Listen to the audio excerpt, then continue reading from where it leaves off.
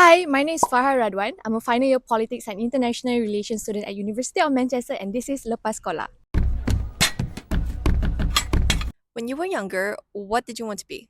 I've always wanted to be a lawyer, but for some reason, fate took me into a different path. And which secondary school did you attend? I went to a boarding school. It's a science school. It's called SM Science Sultan Mahmud in Kuala Terengganu.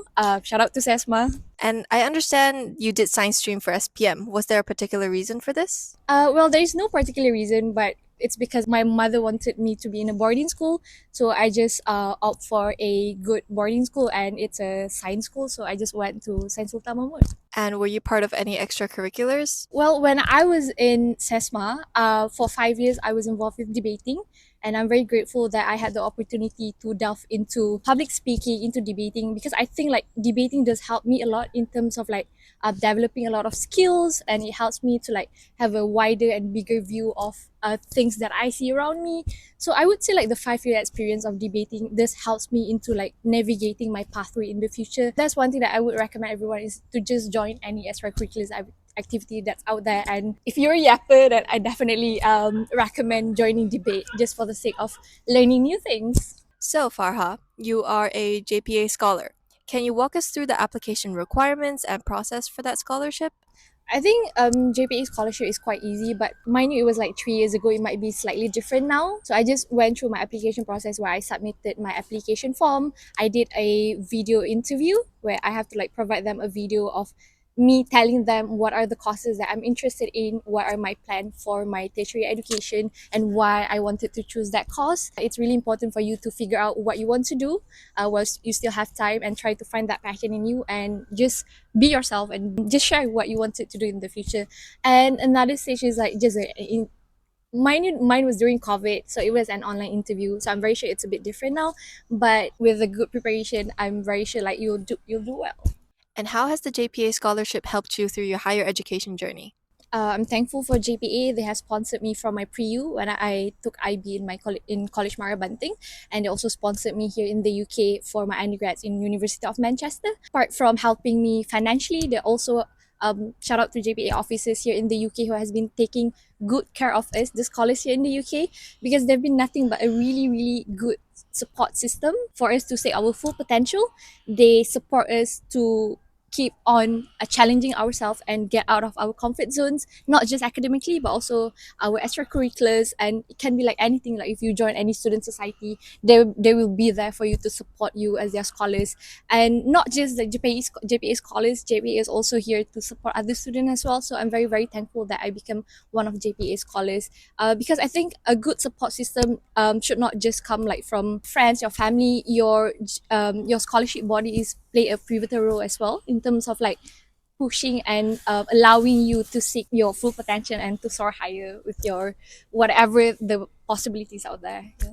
What pathway did you do for pre-university? As I mentioned before, I took IB in International Baccalaureate in College Mara Banting. Just to add a little bit of context, my scholarship program is JPA-MARA. So basically, it's a collaboration between JPA and MARA, and where they send like JPA scholars to have their pre-U in MARA institution. And in my case, it's College Mara Banting, or known as KMB. What was your favorite module in IB? I think IB is very interesting because you get to choose your subject combination, what you want to study. So I get a bit of like everything of science and some literature as well, and maths as well. But I would say my favorite would be Malay A literature.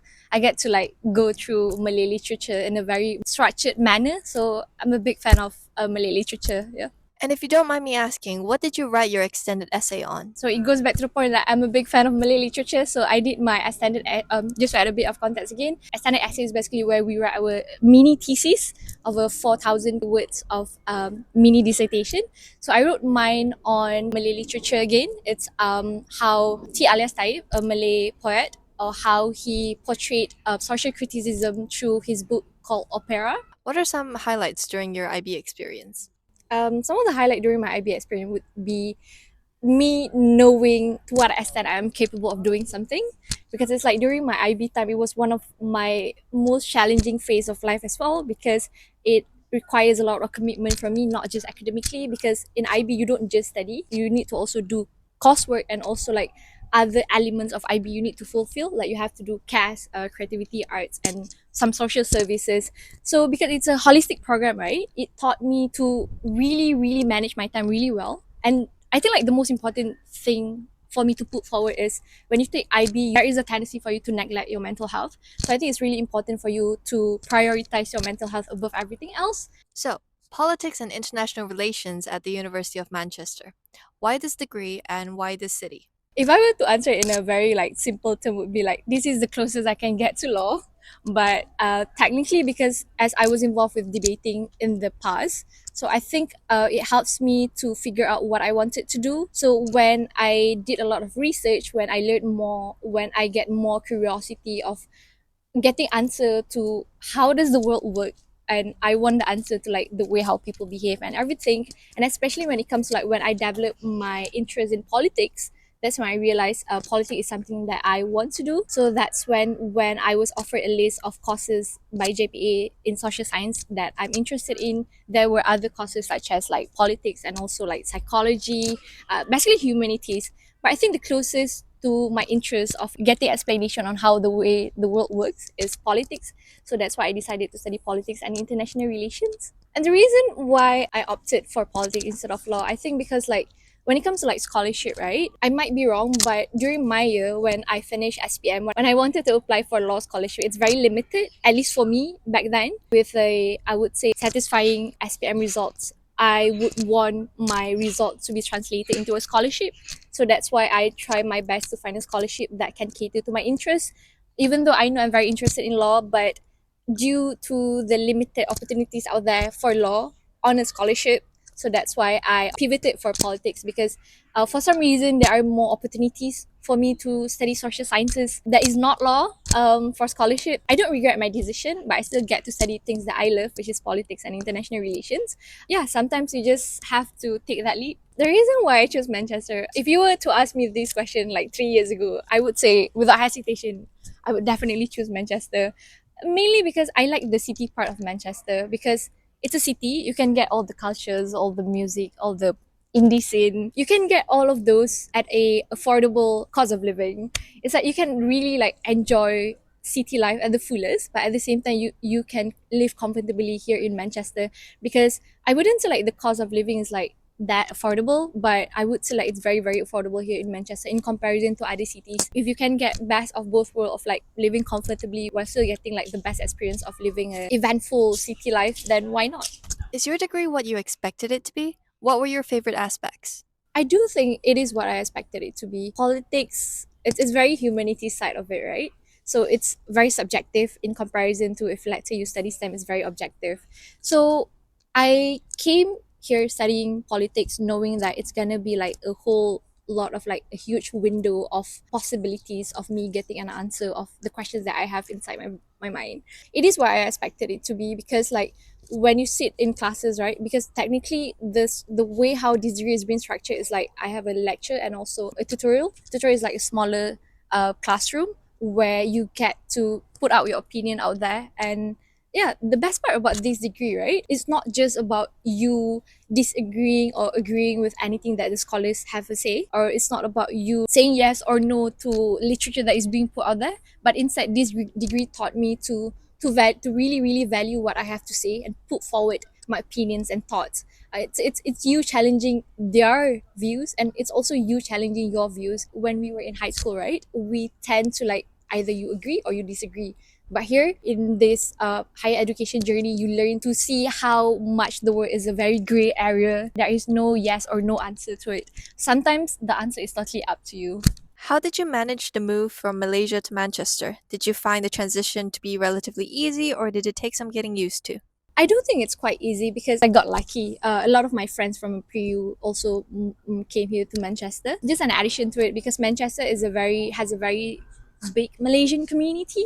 So I think the transition has been nothing but quite lenient for me and quite easy. Even though there were some part of it like I had to really get out of my comfort zone and try to navigate my way through this new whole environment. The way how people act here is a bit different than in Malaysia. So I think it's really important for you to do a bit of like a research of how people do things here in the UK. Not in a sense like to change yourself, just to like to be more respectful of the way things work here in Manchester and also in the UK. But at the same time, you can also still uphold your own values and your cultures from Malaysia.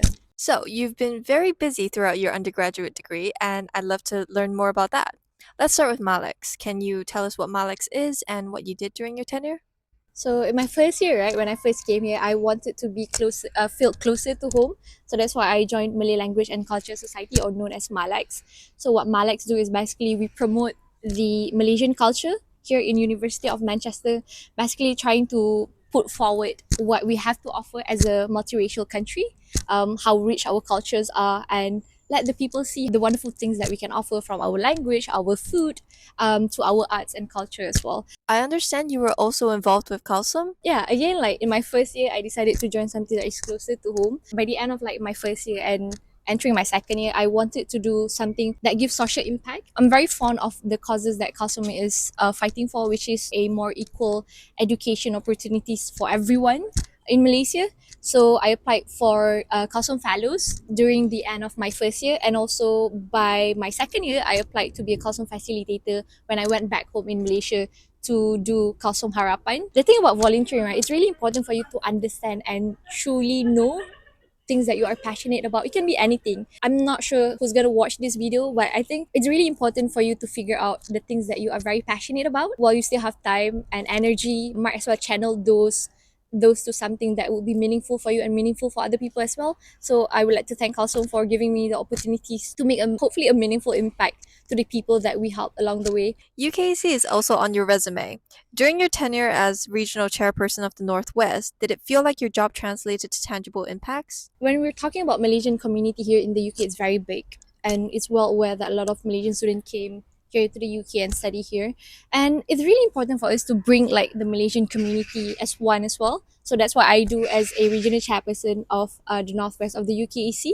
I work closely with the Malaysian Student Society in Manchester, Liverpool, Lancaster as well. So it's really fun to know like how strong the support system are as a Malaysian society here in the Northwest, and especially in the bigger picture of in the UK. With the help of UKEC, thankfully, like it made us realize how strong our sense of community are can be, and you can always have a place for you to go back to. You also interned for Wong Chen, the Subang MP, putting your degree to good use. What was that experience like? I think like that is one of my best experience in my entire life. I'm kind of getting excited a bit about it because I've been studying politics for 2 years as I applied for that internship program. As I was about to enter summer break, I was looking for something to do, technically something to learn more about my career aspiration in the future, something to set my mind to. So that's when I came across the opportunities of internship with P104 Subang, with YB Wong Chen.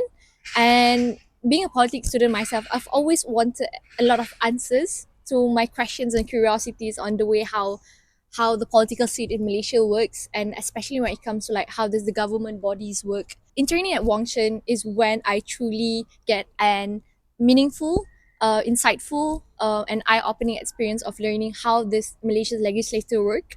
You get to learn how this public policy works, the importance of public policy, how this policy actually works. Like it's oftentimes we always talk about public policy making, but you don't really know what does that entail, what does that mean, what is the process. So those are some of the answers that I get to learn, and I get the opportunities to go to the parliament to learn more about the way how our parliamentary system works. As a politics student, right, it's really important for me to navigate my to understand how our systems work so that I can know which path I want to take once I graduate. Figure out what you want to do in the future. It's really important for you to apply for internships that is close to that cause, so that you can know, oh, so this is something that I want to do, or if this is something that I don't want to do. So thanks to my internship opportunity, I get to set up my mind into knowing what I want to do in the future. How did you go about managing your time and responsibilities? So like, it's really important for me to keep track of things that I need to get done, because like when you have a lot of commitments, right, it's really important for you to commit fully to it, at the same time not at the expense of like neglecting your academic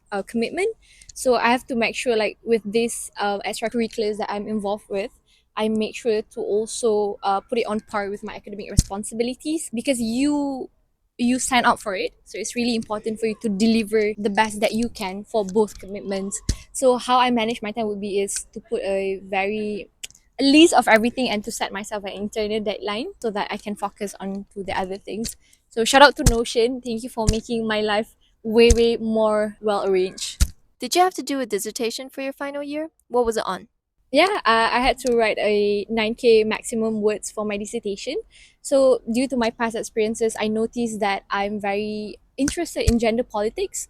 So, I decided to write on gender reforms and political transition in Malaysia from 2018 all the way to 2024. Because, like, the political landscape in Malaysia keep on changing for the past few years, right? So, I try to look at the three branches of the government, which is the legislative, executive, and also the judiciary.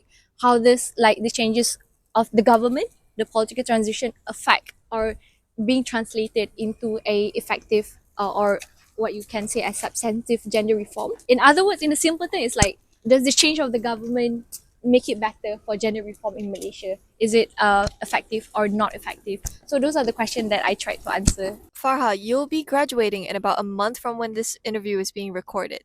Any thoughts, any particular feelings about that? Well, I have a lot of mixed feelings because, like, 2 months ago, I just had my birthday. So it's a very big life transition from being a young adult to like to being a proper adult.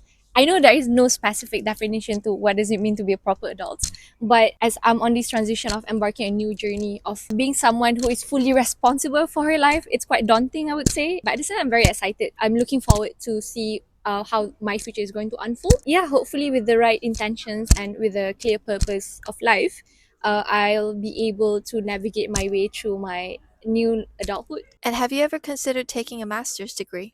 Yeah, I do. I've always think about it from time to time. The thing is, right, I have this one view of like I wanted to work in the industry first to truly understand how the industry really looks like, how it works. For me, like taking a master is like finding an answer to a problem, finding a solution to a problem. So by having a work experience, that's when I get to understand and get to analyze and also get to scrutinize and figure out what are the real problems out there, so that when the day comes when I feel like pursuing my master, that's when I can fully put my efforts into finding the solution to the problem that I figured during my experience in the industry.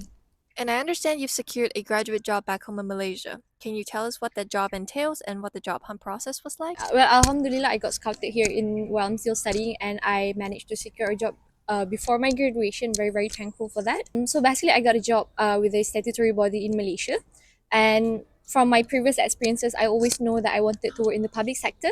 So the job that I got offered is basically a good intersection between corporations and also the public services. What the job entails, I still don't know or specifically which department I'm gonna be in, but hopefully I'm gonna be in the public policy department because I'm a big fan of like policy making, and to be able to be in a corporations that figured what are the best policy for the people of Malaysia would be something that I'm very interested to do. So hopefully they're gonna put me in that department so that I can make full good use of my degree. Even if I were to be put in a different department, I'm totally fine with it as well. So basically, they scouted you, and then you have to submit your application process, and you have to submit your resume as well. But what I did throughout my application process was I submitted my recommendation letter as well. Let's say you have internship experiences, you might get a recommendation letter, so might as well make full use of it so that you can show them how much you really want, you are very interested in their company. So that's why might as well like make sure that how you align with how you would be a good value for them to work with them as well. And then I had my online interview with the head of department, and then comes the physical interview with the C executives, because like it's a new experience, right? Because we're talking about things that you're going to work in the future, so it's really important for you to be fully prepared about it. So what I did is basically I learn and study about the companies and try to align it with things that I'm passionate about, and how I can be a good value to them, added value to them. As long as you make a good research, you make a proper research and with the right intention, and by aligning your passion with that what the company has to offer, you would be all right. You would be fine, I think. How do you think the resources you've had, like the JPA scholarship, your extracurriculars, and your degree, has influenced your career aspirations? It's really important for you to put yourself out of your comfort zone while you're still in the university. That's when you can learn and get a bit of everything that is around you, so that you can fully be firm of what you want to do in the future, because I think like not everyone can easily know what they want to do, and it same things goes to me as well, because it takes me joining a lot of things for me to fully be firm of my decision of what I want to work in the future, thanks to the volunteering experiences, the student activism that I was in, the internship that I did. Even though like back then, like when I was younger, I've always known I wanted to be a part of something that contributes a lot to the community. As you grow older, you realize like it's really important for you to be realistic as well about what you want to do in the future. So that's when it's really important for you to keep on doing anything that you can, to keep on asking around, so that you can get more perspectives. At the same time, try to challenge your own perspective. With the experiences, the resources that I have, the opportunities that I got, I am thankful that I took all those opportunities for me to get the answer to what I want to do in the future. Being in Kalsom reaffirms my decision that I've always wanted to work for the people. So therefore, in addition to me being a JPA scholar, I've always wanted to be a good return of investment for the country. The fact that the country has sponsored me to study here all the way to the UK, and they provide me the best kind of like support system.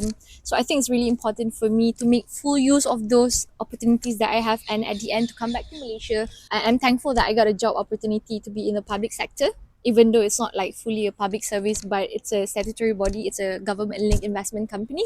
But still, it's a good interception, like I mentioned before, between corporations and public sector. So I think being a politics student myself, as I learned about how multifaceted everything is around me, how everything is just not black and white, and knowing where my passion lies in, which is always about social impact, contributing to the community. So I think public sector would be a good answer for me of where my career aspirations will be, even though I don't know where I'm going to be in the next 5 or 10 years.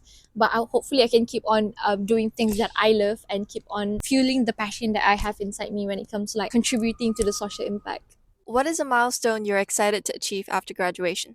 That is a very hard question, because like when you live your whole life looking forward to do what's the next big thing, what's the next big thing. Now that when I reach this stage of life, right, I learned to like live a slower life. When we were smaller, we were told like you need to chase the next big thing, the next big thing. So when being asked this question, I actually don't have the answer to that, but I'm looking forward to know what is the next big thing that I'm looking forward. Hopefully I can just enjoy the journey, and while not being confined to having like the next big thing to look forward, because I think the whole definition of success is very subjective. Success can be in the little things that you do in life. Lastly, in 3 words, can you describe your education journey Lepas Sekolah? It's fulfilling, it's fun, and it's eventful. I'm Farhah, and this is my education journey Lepas Sekolah.